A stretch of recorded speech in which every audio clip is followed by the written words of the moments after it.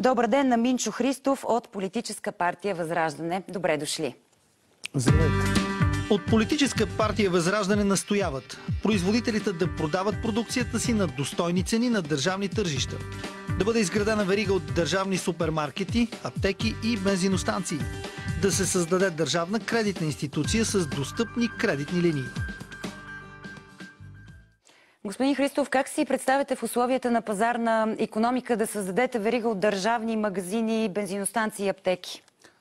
Точно в условията на пазарна икономика, ако имаше една държавна банка, например, която да дава кредити с 2-3% лихва, както е в Германия, Франция, Великобритания, нали се сещате, че едва ли частните банки, а те всичките са частни, които дават кредити, щяха да искат лихви от порядъка на 10, 15, някъде стигат и до 20%. Нали се сещате, че ако имаше верига държавни аптеки, нямаше хората да ходят в Гърция, Румъния, Македония да си купуват лекарства.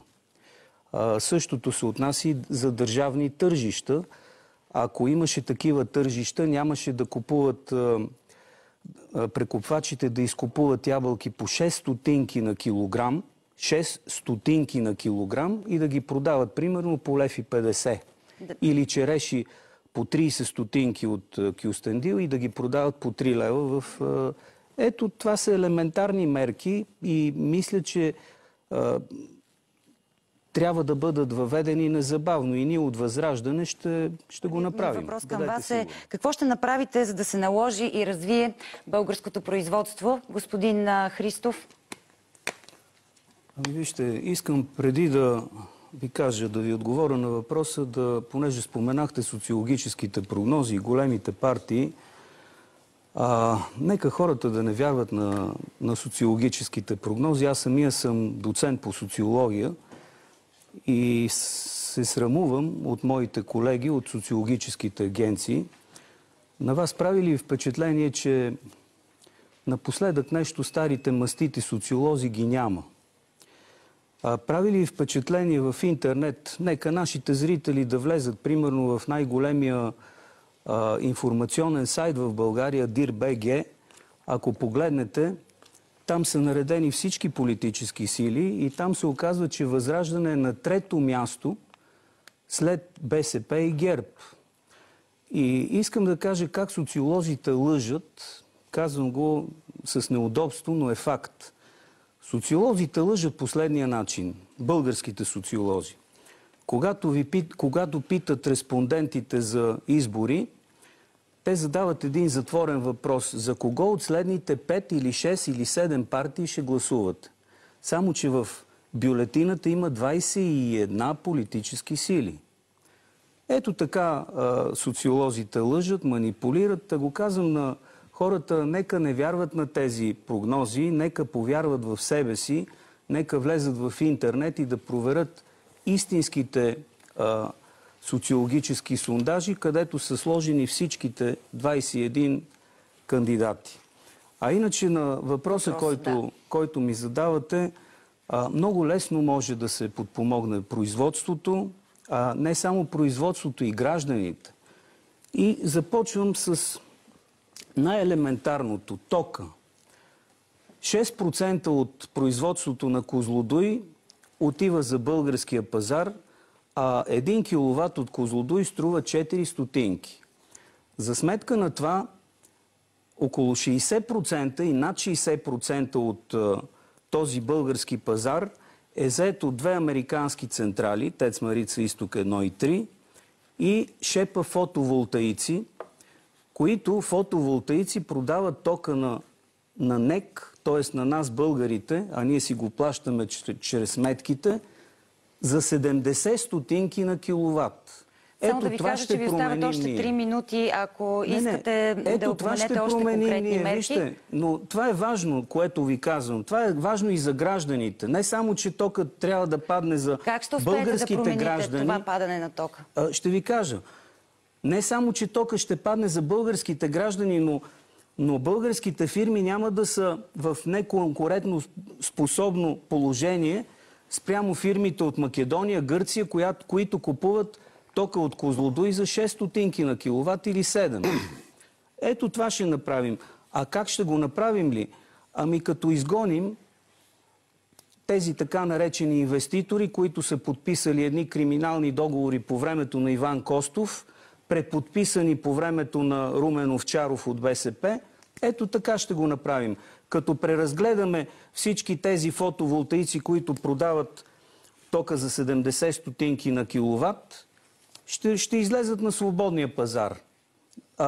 Между другото, аз бях единственият депутат, казвам го с гордост, който когато 2008 година се приемаше закона за възобновяемите източници, аз излязох от трибуната и им казах на моите колеги, че те приемат един престъпен закон, който ще натвари българските граждани с милиарди следващите 25 години и сме свидетели на това. Нека вашите зрители да знаят, че в момента всяка година от джобовете на всички нас, българските граждани, чрез сметките за ток, се извличат 1,5 милиарда лева всяка година и отиват в тези две американски централи и тези Благодаря ви, това наистина е важна тема, която засегнахте. Отново да кажа, че останахте с най-малко време, минута и Христов.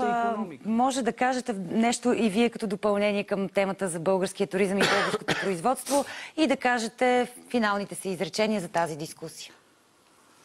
Вижте, понеже се спомена КТБ, искам да ви кажа причината за КТБ, нека хората да я знаят. 2002 година беше премахната наказателната отговорност за раздаване на необезпечени кредити. От 2005 до 2009 многократно с Стела Банкова предлагахме да я върнем, като предупреждавахме, че недобросъвестни и крадливи банкери ще ограбят някоя банка. Българския парламент отказа. 41-то, 42-то, 43-то събрание никой не си мръдна пръста. А иначе, ако ми позволите за заключителни думи, ето това е нашия предизборен плакат на Движение Възраждане с номер 14. Ще ви прочета само 2-3 изречения от нашата програма. Първо, драстични мерки срещу монополите ток, вода, парно, банки, горива. Второ, премахване на доплащането и таксите в болниците. Трето, незабавно преизчисление на пенсиите. Четвърто, пълна проверка на имуществото на всички политици, магистрати и висши държавни чиновници. И последното, по което ние се различаваме от всички мои колеги тук, а и от останалите 20 партии и коалиции, е, че ние сме декларирали, че когато влезем в парламента ще се откажем от партийната субсидия. Така както направихме с Стела Банкова, която също е в нашите листи, и Костадин Костадинов, който също е в нашите листи, но така както направихме с Стела Банкова, отказахме се на времето и от субсидията и внесохме закон за премахване на тази субсидия. Само да ви кажа, че ви свърши времето тук. Защото много малки, а и по-големи партии се боричкат само за тази субсидия. 14 000 лева на месец за всеки един избран депутат взимат политическите партии. Нека хората да го знаят.